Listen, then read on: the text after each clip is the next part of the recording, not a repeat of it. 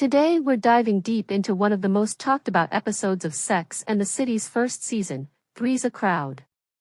This episode unpacks a very spicy topic, threesomes, and through it, we get some fascinating vocabulary, phrases, cultural tidbits, and even a couple of grammar lessons that'll add spice to your English. So settle in, maybe pour yourself a drink, and let's unpack the language that makes this show so clever and enduring.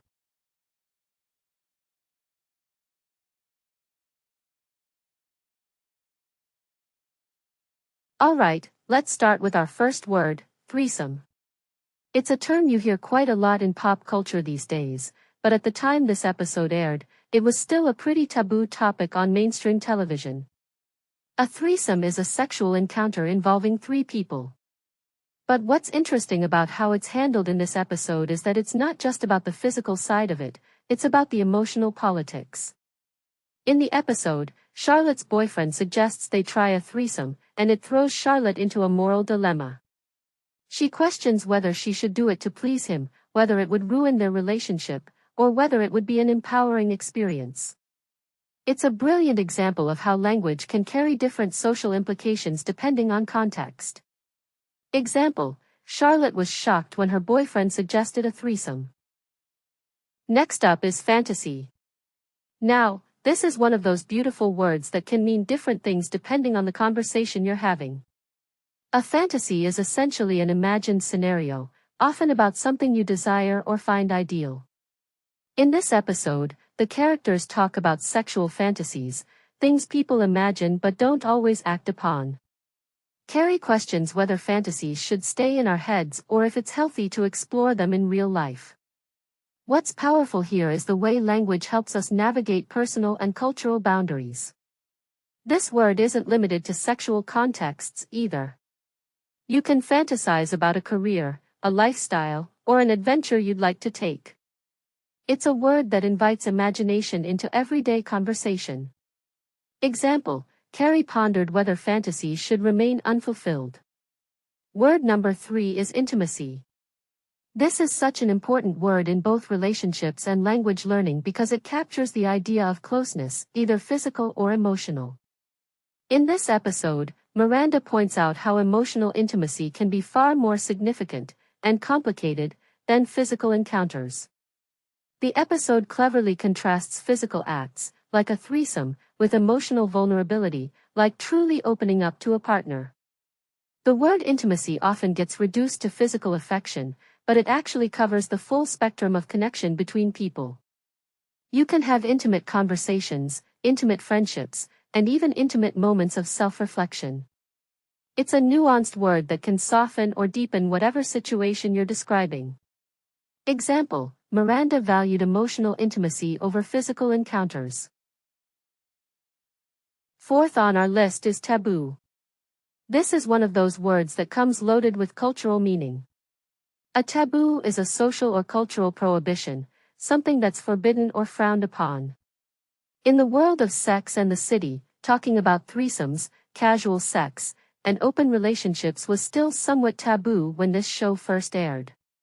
In this episode, the characters confront these societal boundaries head-on, which is what made this show so groundbreaking. In broader English, you might hear this word used in all sorts of contexts, from workplace taboos to family taboos. It's a word that helps us identify the invisible rules of society and language. Example: discussing threesomes was considered taboo in their social circle. And finally, liberated. This adjective means being freed from restrictions, whether social, political, or personal.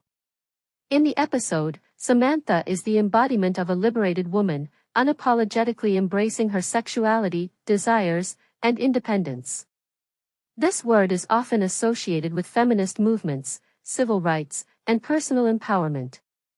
It can describe someone's attitude, lifestyle, or even their way of thinking. In conversation, calling someone liberated usually means they've let go of outdated expectations and chosen to live life by their own rules. It's one of those words that adds depth to how we describe people and ideas. Example: Samantha's liberated views on sex often surprised her friends.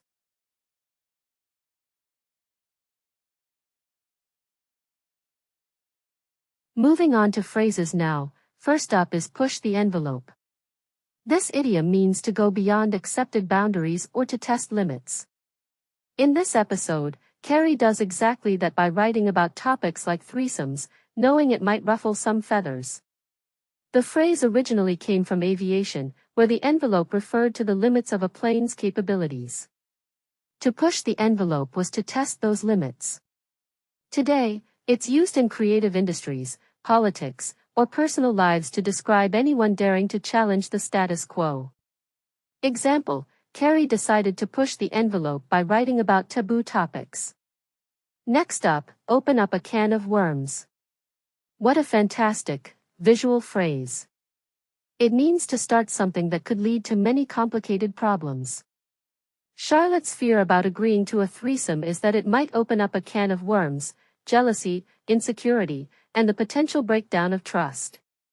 In English conversations, this idiom pops up when someone's about to bring up a sensitive issue or make a decision with unpredictable consequences.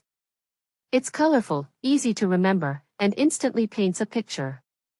Example, Charlotte feared that agreeing to a threesome would open up a can of worms. Next.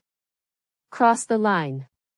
This phrase means to go beyond acceptable behavior.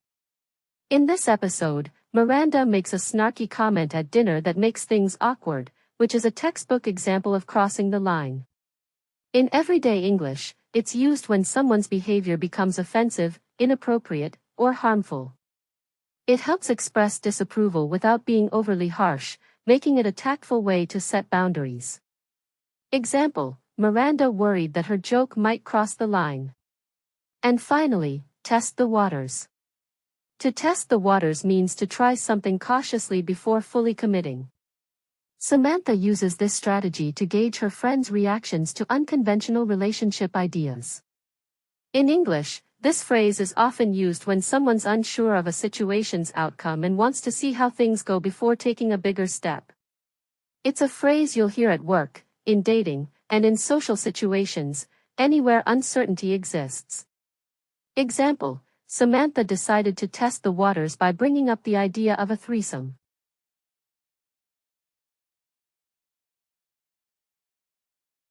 Now for a little culture. In the episode, the gang visits a provocative art gallery. New York's art scene is famous for being avant-garde, and these galleries often serve as backdrops for conversations about society's boundaries. The episode uses the art gallery as a metaphor for pushing personal limits and exploring taboo subjects. It's a smart reminder of how art can mirror cultural attitudes and encourage reflection. Example, the art gallery showcased pieces that challenge traditional norms. The episode also perfectly captures New York's famously complex dating scene. High expectations, social politics, and non-traditional relationships are all part of navigating romance in the city. The fast-paced, transient nature of city life makes dating unpredictable and often fraught with unwritten rules. The show's conversations about jealousy, exclusivity, and threesomes reflect real dilemmas faced by urban singles, making it a cultural time capsule of 90s dating. Example, dating in New York often involves navigating unspoken rules. And finally, this episode mirrors the effects of the sexual liberation movement, a cultural shift toward open conversations about sex, identity, and non-traditional relationships.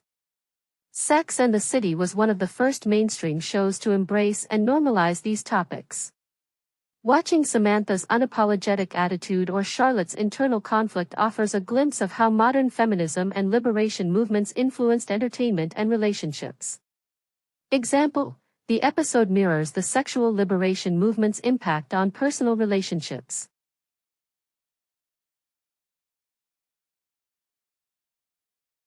Let's wrap up with 2 grammar notes. First, modal verbs like might, could, and would appear throughout this episode when characters speculate about future outcomes.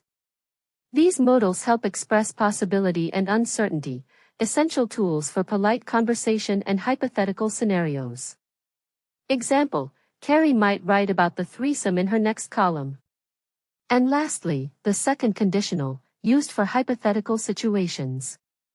Example, if Charlotte agreed to the threesome, it could change their relationship.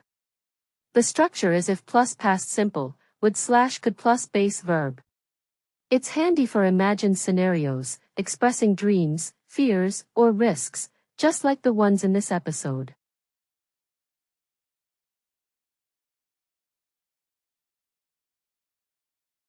In this episode, Carrie explores the topic of threesomes after Charlotte's boyfriend surprises her by suggesting they try one.